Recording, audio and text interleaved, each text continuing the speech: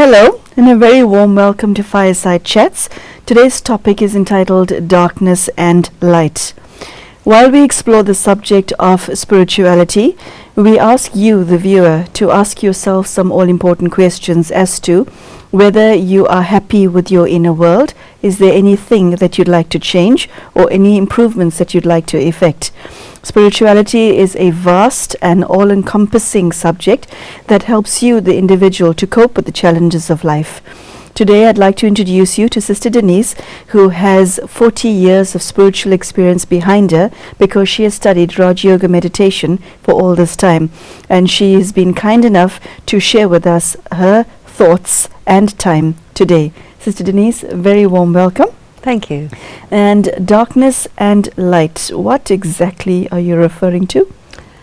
The process that the soul goes through and the contents of the soul, you are passing through from the brightest to the darkest, again to the brightest, again to the darkest. That means you have to come to terms with the fact that you have your bright side and you have your dark side. Mm-hmm. Just like a regular day. Nighttime, daytime, followed by nighttime. Sister Denise, what I've seen in a lot of people is that they have some level of appreciation for their good qualities, but they tend to hate their dark side or dislike themselves because of having this, and this weakness. What do you say to that? Well, I heard it once said that your only problem is you're caught up in right and wrong. Okay. Which means that you have to be able to accept your beautiful side as the same, with the same enthusiasm. You have to accept your ugly side. Okay, accepting means what exactly? Allowing it to be what it is. You know, there is a symbol that is a very ancient symbol, and that's the symbol of the swastika. And this is a symbol that refers to the darkness and the light. The swastika is a rotating cross, which refers to the stages of bright light, dimmer light, less dark, extreme dark, this process of circling that a person goes through. And self-realization is connected with accepting your beauty and your ugliness, your brilliance and your ordinariness, what is known as the pairs of opposites. A part of the aim and object of a spiritual practice is to be equal in the face of both. And this equanimity is what we're after.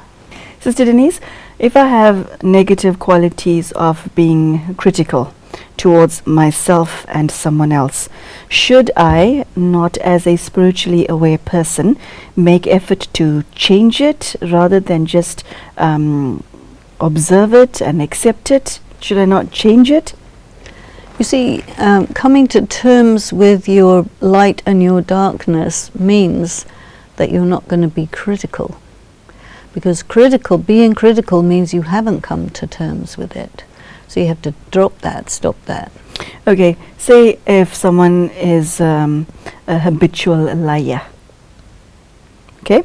Coming to terms with this aspect of one's dark side means what?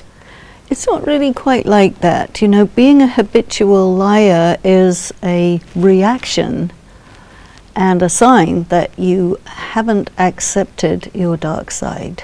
These are symptoms rather than the thing itself. What is the thing itself?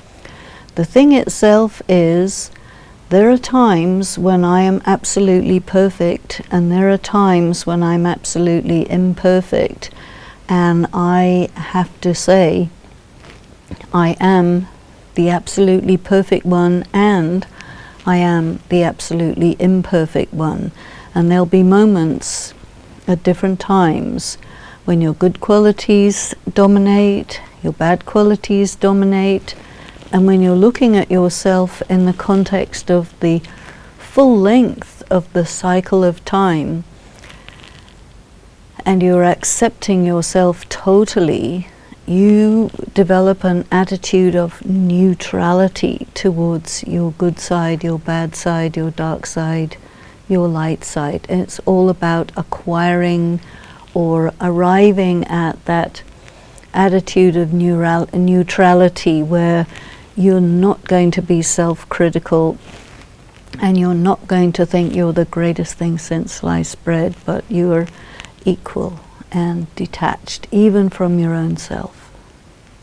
So what is one's feelings if you are in that state that you just described? Because if I look at the way I function, it's that we have highs and we have lows on any given day. Okay, when things go wrong, as it were, the lows become lower, and when we reach or have an accolade like getting a job promotion, then we're on a high. But in the scenario that you just mentioned, or rather the state that you just mentioned, what becomes then your experience? When you go with the highs and the lows, so that when circumstances are low, you are low. When circumstances are high, you are high. You're just being going up and down like a yo-yo under the influence of circumstances. But when you step back from that and you become neutral about the good things, that is actually a practice that allows you to become neutral about the bad things, because it's all about taking it in. So if you receive, you accept all the accolades and you say, yes, great, you know, I am this, it's going to oblige you to accept all the criticisms and say, yes, I am that. So when you're winning, you feel good. When you're losing, you feel bad. But if you have a discipline which says, I'm not going to accept, I'm not going to take in the fruits of success as a personal discipline, because I know that it's, you know, all about up and down. So it's not going to stay up, it's going to go down as well. So I don't want to be caught up in the ups and downs. I have to be more neutral about it. So then you are independent of the ups and downs, which is that you're going further up. Sister Denise, I'm of the view that the purpose of being alive is to experience. Now you sing, be detached, so aren't you separating yourself from your experiences? Don't you, I don't know, die of ennui in that state? I don't think it's really about that. When a lot of pleasure is sent to you from somewhere and you take that, you receive the fruits of your good works or whatever, you've consumed it. And then the other side of the up and down curve comes along, and you are obligated to take the unpleasant fruits of that end of the down curve. Then I don't think that going into this, you know, what do you call it, manic depressive way of existing is the purpose of life. What you want is to be independent of the ups and downs of life, so that what you are is the result of your pure karma. So it's gently moving up and up and up, but independently of the ups and downs of circumstances. Then you're more of a master than a slave of circumstances. Okay, so you create some distance between yourself and that which is happening around you. Yes. You've just now described the external world and external occurrences. What about your own ebb and flow of the tide of your own emotions? Because There are some days where you wake up feeling like $1,000,000, and there are other days you wonder, oh God, should I get out of bed in this condition? Okay, not necessarily brought on by circumstances, but this is the normal range of human experience. So how then do you manage your internal waves? And sometimes they are tsunamis. Well, you want to go with the flow, but not be, taken over by the highs or the lows. So take it, the high is there, good, that's great, enjoy, fine, but let it go.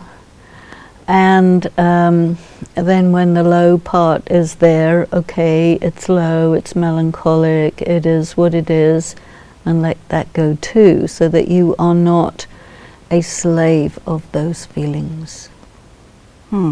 So, Sister Denise, in the scenario, you're referring to thoughts as well as feelings. Thoughts, feelings, experiences, perceptions, all that. You are able to create a distance between what you're feeling and you. I need to ask you this question in this context. Is a human being their thoughts? Are you your thoughts?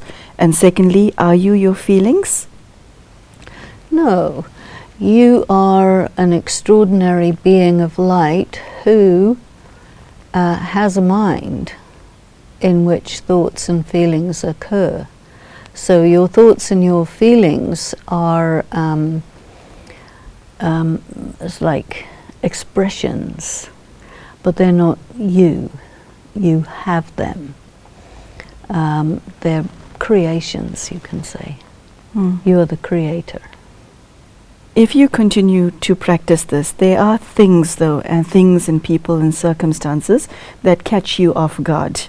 Okay? Somebody might betray you. Your body might betray you. Something negative can happen suddenly. How do you handle that? What do you draw from, and where do you draw from to handle things like that? Well, if you have a practice of being detached from the ups and downs, when some attack comes, some negative thing comes, that's just another bit of down that you're detached from. So it's really not going to impinge on your stability, because you see, the practice of being detached from the ups and downs is the practice of equanimity. And that's a very important part of yogic practice, to be able to be stable in the midst of extremes of ups and downs. Sister Denise, you know what I find difficult to comprehend about what you just said? It sounds wonderful and it sounds like a solution, and I have no doubt that this is your experience. My difficulty with what you just said is that it is okay, let me put it this way. You wake up in the morning and we're so busy with life. Okay, it's now internationally known that everyone's very attached to their cell phones, and the moment you put that down, you start fidgeting with your tablet, and the moment you put that down, then there's something on the laptop, and then there's your children and your spouse and your vocation that demands your attention. So at every single point in your life, there are things external to you that are demanding your attention. Now, to be the observer, you have to be looking inside. How do you do that when life is pulling you constantly on the outside?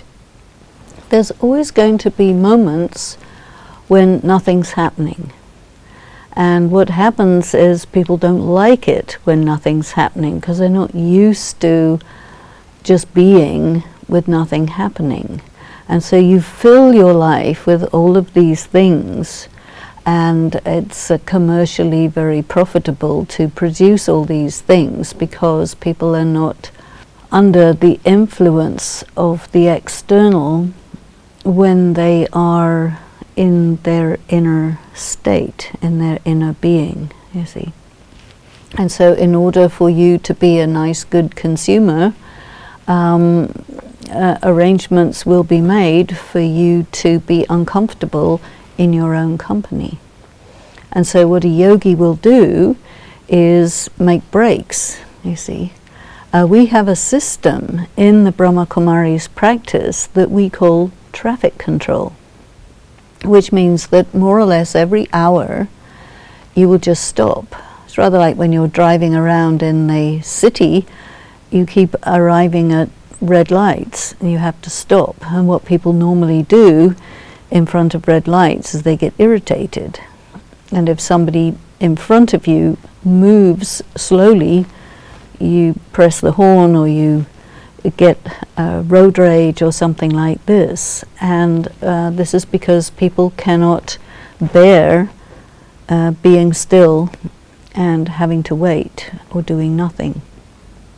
So you have to actually program that in so that you become just as easily able to be active or just as easily able to be passive, to be still, to be quiet, to be not doing anything, to be being, you see, so that you become equally able to be active or non-active. And then you're able to choose, you know, because there may be something that happens to you which really wants to draw your attention, but which is very not good for you to get your attention drawn, because it's very harmful. And then you can be independent of that at will. So this is a very powerful practice.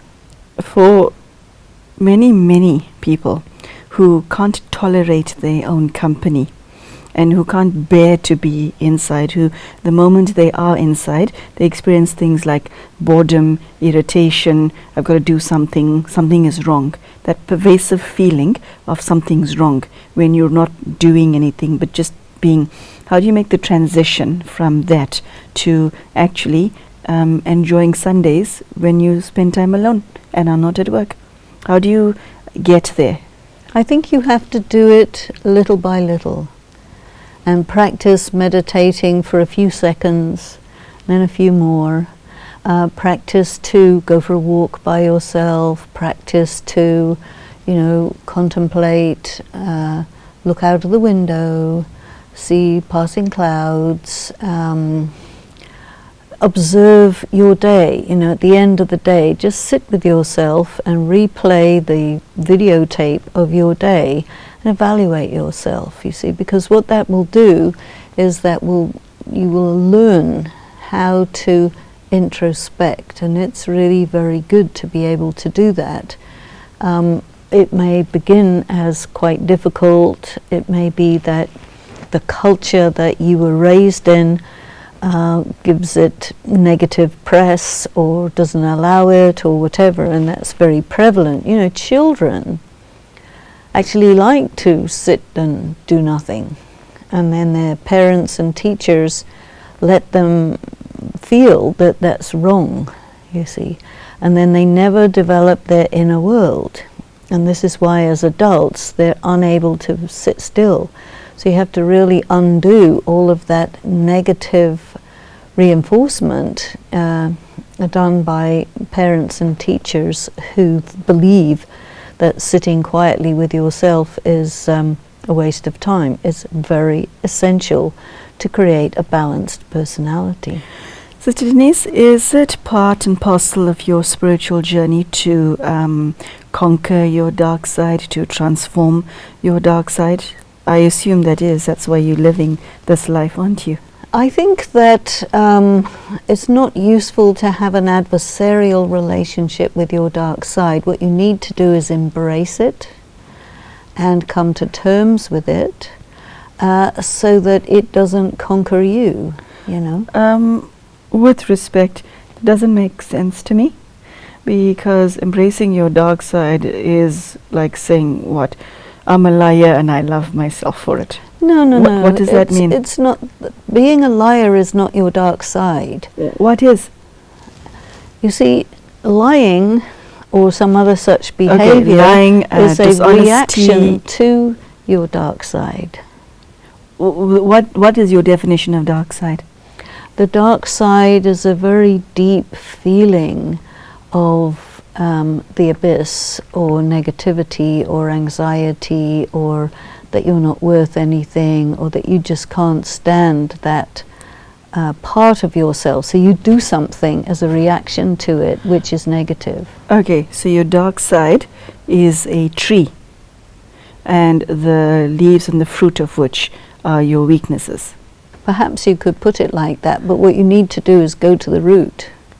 And the root and come is? to terms with it, because if you come to terms with the fact that, okay, there is a darkness in you, you have the capacity to do something very negative, but you're not going to allow yourself to create the fruit of that. You see, the thing that's important is not to try and kill it. You see, because if you try and kill it, it's going to kill you. That is sobering, what you just said. Very sobering. Because many have done that and have suffered more as a result. Yes.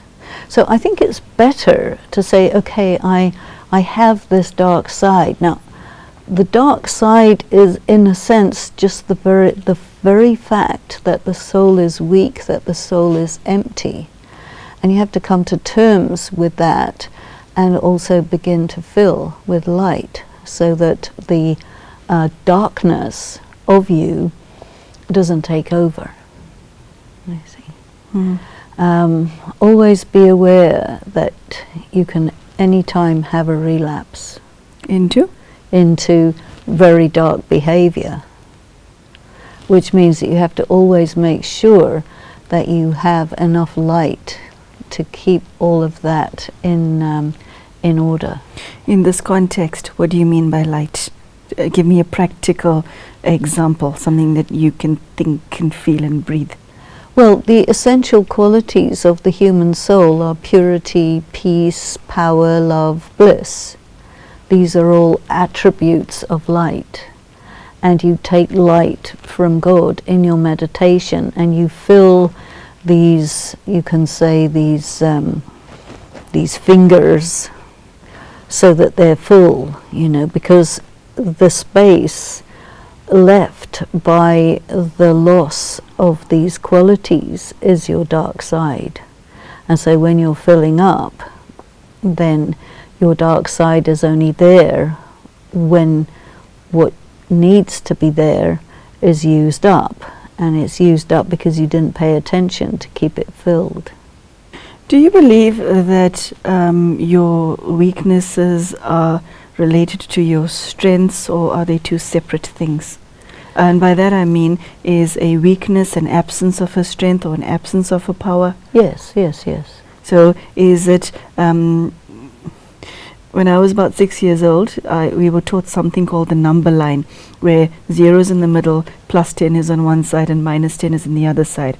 So if you have a negative quality, then it simply means if you go further up this way, towards the right, then you find your virtue. Do you? Well, if you look at your spirit as containing or being made up of these essential divine qualities, as you live, you're using up this energy. And so the process of living causes the darkness to accumulate, because you're using up your pure qualities. And what happens at a certain point in time when you're overcome with darkness, which is what has happened in the world today, this is why people are turning their attention to God, because that is the source from where you begin to fill.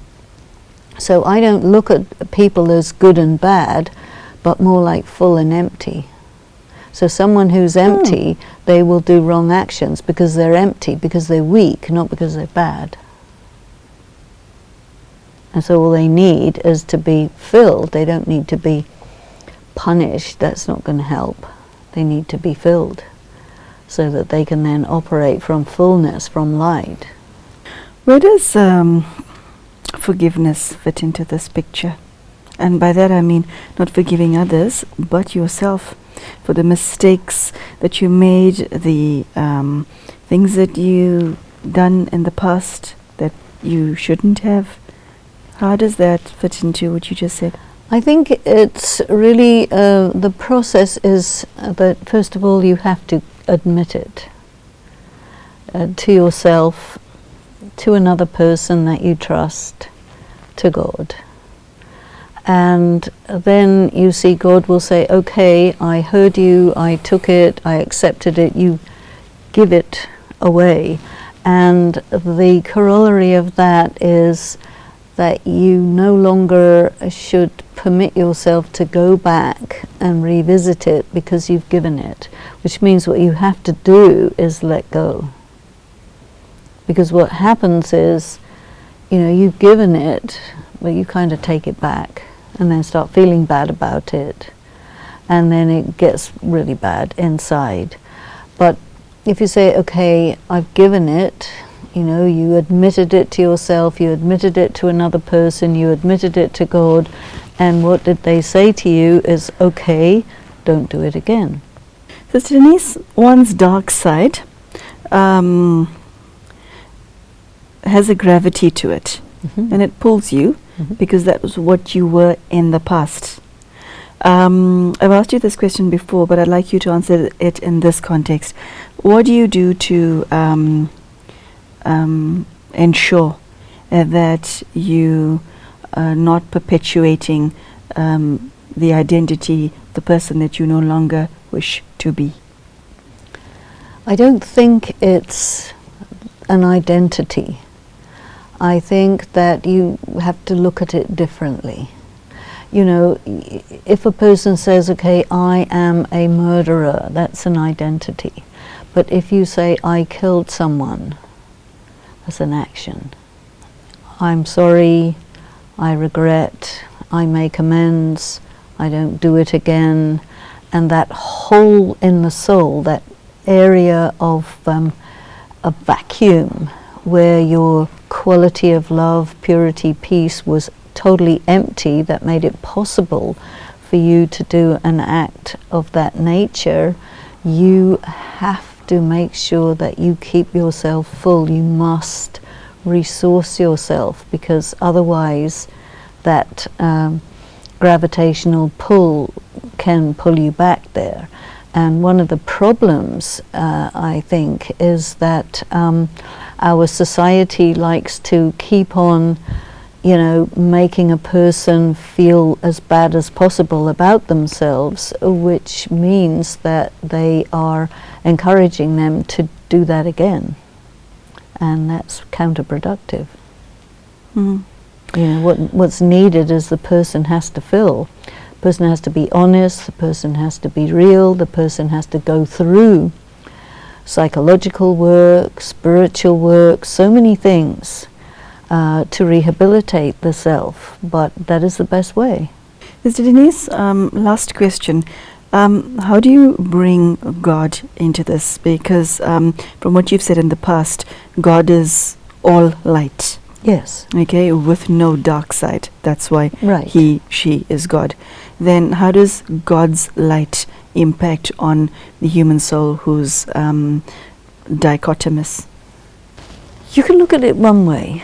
Is what God does is pours himself into all souls so that they're all full. Pours, P-O-U-R-S. Yes. Pour. Yes. Pause, okay. And then the souls use that energy up, and they get empty, which is what makes them dark. And then they get so hungry, they have to go again to God to get full again, because there's a kind of like a safety mechanism in a soul, that the soul can get almost empty, but it can never get totally empty. So like a battery in certain devices, it will flash and jump up and down and make a noise, low battery, fill me up. And this is something that's happening in souls, is I'm running on empty, I've got to get full. And the problem is they go and try and fill up with all the wrong things, so it doesn't work. Eventually the soul has to connect with God, because it cannot cease to exist. So there's like a mechanism, which is why I said earlier that every soul has an encounter with God, and that encounter is when the soul fills up to capacity. And the memory of being restored to your completeness and your sanity and your wholeness is indelibly marked on your heart, and your heart will be unable to prevent itself from looking for that source until it finds it, and when it finds it, it gloms onto it and fills. That is the nature of the human spirit and its relationship with God. You describe God as as kind of like a petrol station. Yes. The only petrol station for the human soul. Yes. That's the image that comes to mind. We have to say goodbye to you right now, which is a pity, because this was a very beautiful and fascinating subject, and thank you for sharing. Thank you. Thank you, Sister Denise, for joining us. Thank you, viewer, for joining us. It was great to have you. I hope that you have taken something from this show. Sister Denise's gift is that she has the ability to share spiritual knowledge in an extremely eloquent and gripping fashion, in such a way that you and I are able to comprehend the depth of what she is sharing. I particularly like the aspect that human beings are not good or bad, but simply empty or full. And so I would ask you that question: are you empty or are you full? And how empty or how full are you? And irrespective of where you measure on the spiritual scale, help is at hand, and God is waiting to fill the gaps within you, the soul. So take this message to heart, and good luck on your own spiritual journey. Thank you, and goodbye.